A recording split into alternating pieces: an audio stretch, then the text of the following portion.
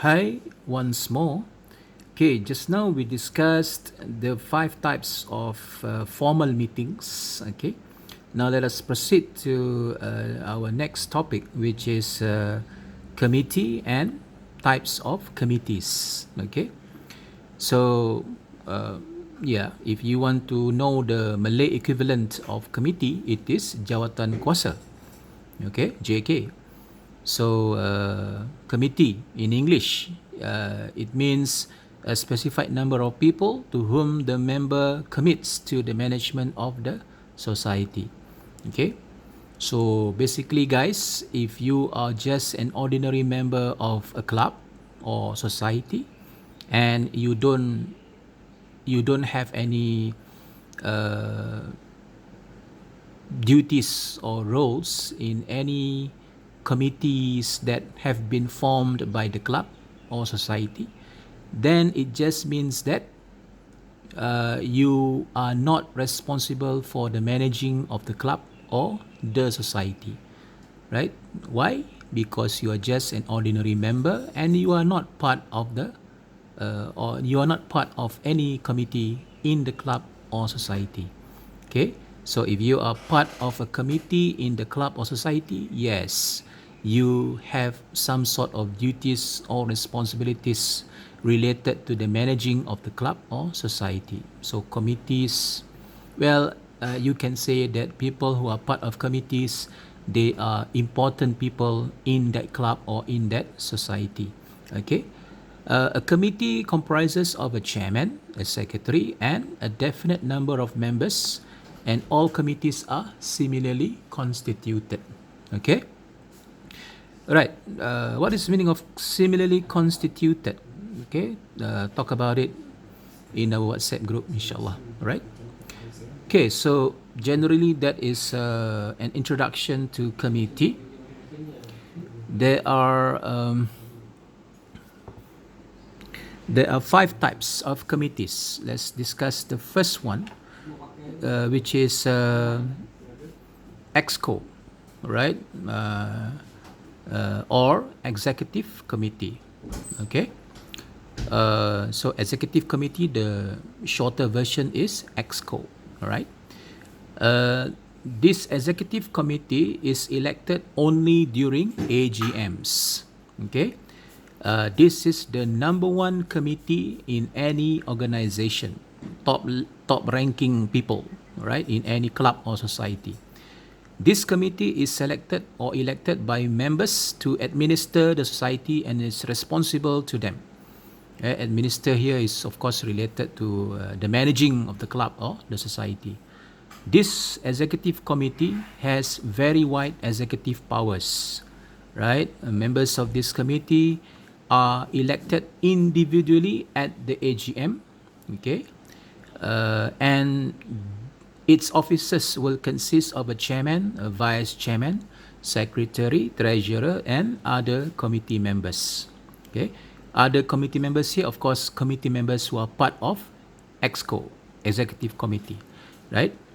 Ex officio officers may also attend, okay, the executive committee meetings, right? Let's say the executive committee wants to conduct its meeting, ex officio officers may be invited. What is the meaning of ex officio officers? Do you guys know?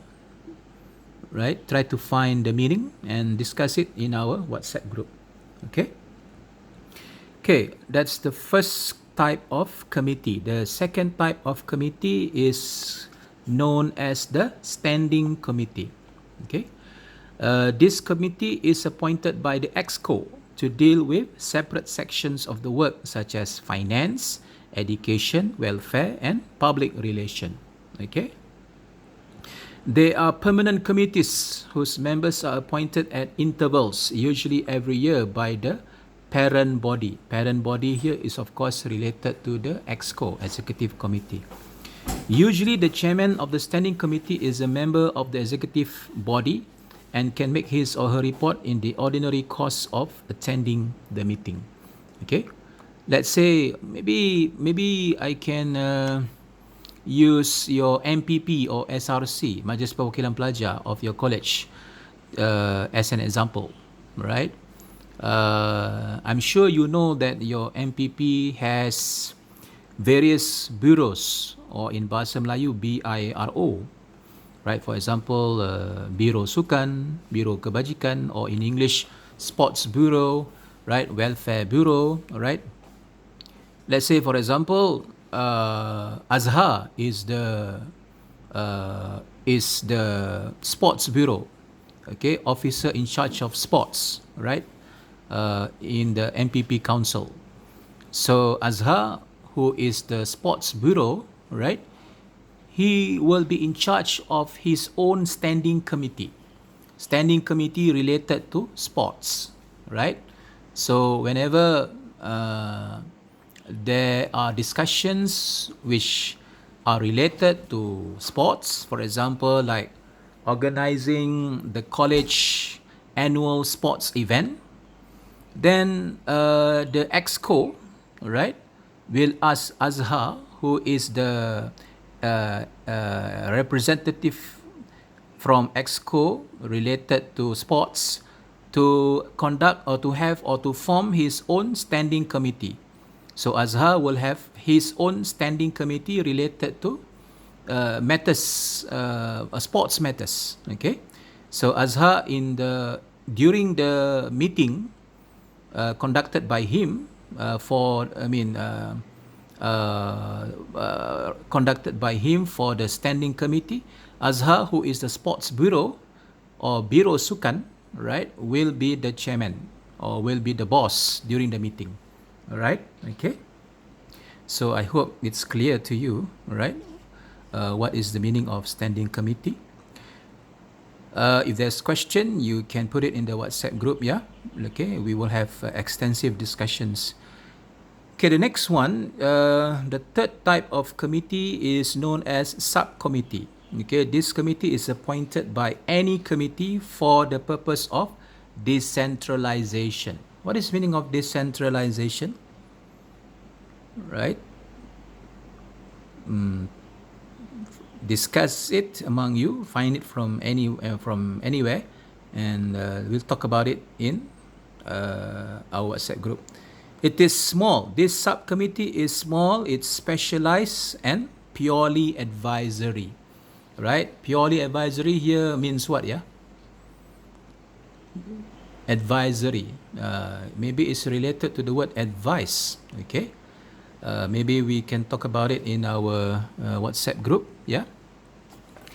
And the subcommittee automatically ceases to exist when the appointing committee goes out of office. All right? So it is a temporary committee. Okay? And then it will exist. Sorry, it will be dissolved. It will no longer exist. All right, when the committee who has appointed it, right, is no longer part of the office or goes out of office. Okay, right. So that is subcommittee. Ad hoc committee, the next one. Ad hoc committee is a committee appointed by any committee. Okay. Quite similar to subcommittee, yeah. It is a temporary committee appointed for a purpose. Its functions are advisory, so kind of similar to subcommittee. It exists until the work for which it was appointed is finished. Sometimes experts are invited to become co-opted members to provide the necessary advice that the committee might need. Co-opted members are not permanent members and are present in an advisory capacity and therefore don't have the rights and privileges of an ordinary committee. Okay, so some very important things there. So ad hoc committee is formed by any committee in order to handle tasks, assignment, projects given to them. Okay, for example, let's say the college wants to organize its annual dinner, right? So the college management says we must have an ad hoc committee to handle things related to the dinner event.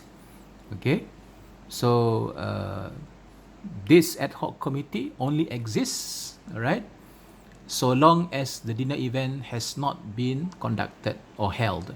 Okay, once the dinner event is already over, right, has been successfully managed, all right, then this ad hoc committee will no longer exist.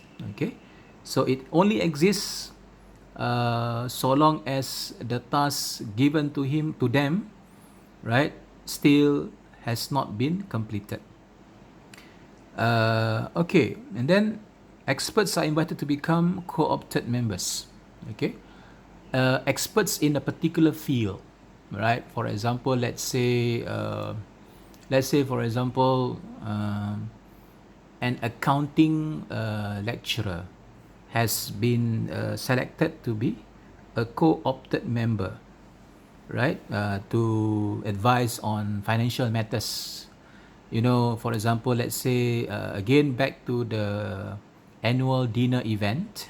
Okay, so annual dinners need a lot of money, right? So related to the cash in, cash flow of the annual event, right? Cash flow of the annual event, cash in and cash out. Okay, so let's say the people in the committee, they decide to select one of the accounting lecturers to become a co-opted member to advise the committee on financial matters, right? So this accounting officer or this accounting lecturer is not a member of the club or society, right? He or she is only invited to give advice related to financial matters, right? Why? Because he or she, the accounting lecturer, is an expert in financial matters. Okay, so this co-opted member is a temporary member. Okay, he or she is not a permanent member of the club or society, right? He or she attends meetings just to give advices, all right? To say whether a particular thing is correctly done or not. Okay, so because he or she is not a permanent member, this co-opted member is not a permanent member of the club society. He or she does not have any rights, does not have any privileges, right, of an ordinary member of the club or society. All right, and the last one is of course joint committee. This is set up by two or more societies or clubs to deal with a similar problem. Appointments to such committees will usually be made by the excos of the clubs or societies concerned. Their function is to coordinate the working of the various organizations. Okay. Maybe I can use the MPP as an example again. Okay. Let's say, for example, the MPP of KPM Aimole wants to have or organize a joint sports event with the MPP from KPM Bandar Melaka. All right. So because of this particular purpose, then the MPPs from both KPM colleges, Bandar Melaka and Aimole, they can form one particular special committee to coordinate, right, affairs or issues related to the joint sports event. Now we call this committee the joint committee. So in the joint committee, there will be members from both sides of the clubs or societies, meaning to say that in the joint committee, there will be members from KPM Aimole and MPP KPM Aimole, and there will be members from MPP KPM Bandar Melaka. Okay, so that is joint committee. So this is the summary. Below is the basics. This is the basic structure of a society or an organization, right? The top ranking people, of course, the EXCO, Executive Committee. Okay, the EXCO can appoint a standing committee to handle various portfolios or bureaus. Okay. And then the EXCO can also form ad hoc committee, maybe to handle the annual dinner event, right? The EXCO can appoint joint committee, right? in order to coordinate things with other clubs or societies. The EXCO can also form a subcommittee, right? And subcommittees can also be formed by all these standing committee, ad hoc committee, and joint committee. Okay. Okay, so only the executive committee has executive powers. The executive committee may delegate certain powers to standing or subcommittees. Other than that, the function of these committees is merely advisory. Again, what is the meaning of advisory? Yeah? At the annual general meeting, the ordinary members of the society elect the EXCO, which in turn appoints the necessary standing committees.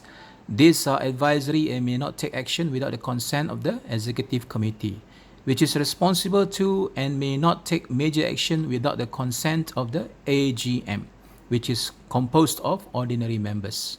Note, any of the above can appoint a subcommittee which is responsible to the body which appointed it and to no one else.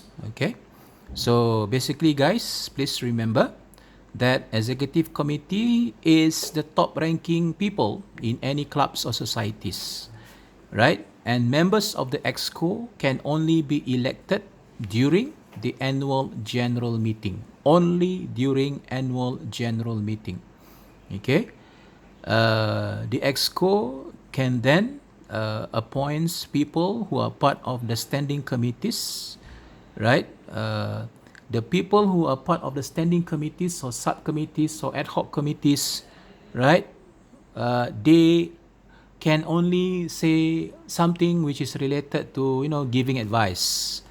They cannot take any action without the consent of the executive committee, right? Only the executive committee can have wide special powers to do something, to take action, or whatever. Okay, and but then the EXCO committee is of course responsible to the members of the club or society, right? Even though they have wide executive powers, it doesn't mean that they can do whatever they like. Okay, for example, let's say, this is just an example, guys. Let's say, for example, the annual membership fee for a club or society is 7 ringgit. Okay, let's say it is stated in the constitution of the club that the annual membership fee for that club is only 7 ringgit a year, for example. So let's say, for example, suddenly in one particular year, suddenly the executive committee between them in their meeting room, they decide, oh, I think we need to increase the we need to increase the membership fee, right? Instead of 7 ringgit per year, I think we should charge our members 10 ringgits every single month, starting from next month. Okay, obviously it can't be done. It cannot be like that. Okay, they can't do that, right? Because if it is related to the constitution, then it can only be discussed and decided during AGM and not any other meetings. Okay, all right. So even though executive committee has got wide special powers, they are top ranking officers in any club or society, they can't do whatever they like, right? Sometimes it also need agreement or approvals from every single member of the club or society, and that can only happen during annual general meetings. Okay, that's all guys. Thank you very much. Assalamualaikum.